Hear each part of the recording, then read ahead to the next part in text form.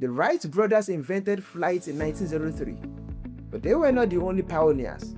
Before them, there had been several other scientists and engineers trying to develop the first heavier-than-air machine that could be sustained in the air for a period of time. One very promising scientist during that era was a professor of mathematics and astronomy, Dr. Samuel Langley by name. He was so promising because he had successfully conducted experiments in aerodynamics and large unmanned plane models prior to that time.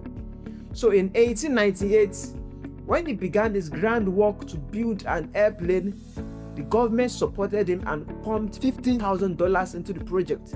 That's about $2 million today. By 1901, he had successfully tested an unmanned aircraft, which proved that success was close. By 1903, he had built a large flying machine which he called aerodrome. He was just so sure that he had already acted. On October 7 that year, he launched the aerodrome. But the aerodrome didn't fly. It crashed. But he didn't give up. He went back to work. On December 8, he returned to launch it again. And just like the other time, it crashed again, nearly killing the person manning it. The aerodrome was a disaster. The press mocked it, everybody criticized it. Langley got exhausted. He felt it would be safer to abandon the project and stop wasting government funds. So he gave up on his decades-long pursuit of pioneering flight.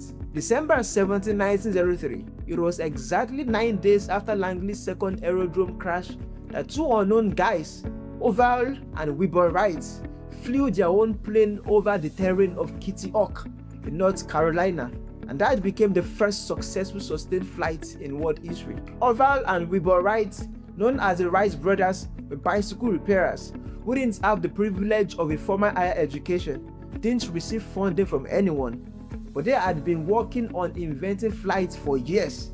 They had had their own failed experience so many times too, but what they did differently was they didn't put a limit to how many times they could fail. Langley stopped after 2 failed attempts. The Wright brothers, after many failed attempts, didn't stop until they succeeded. For inventions that are groundbreaking or novel, failing is part of the experiment, not the end of it.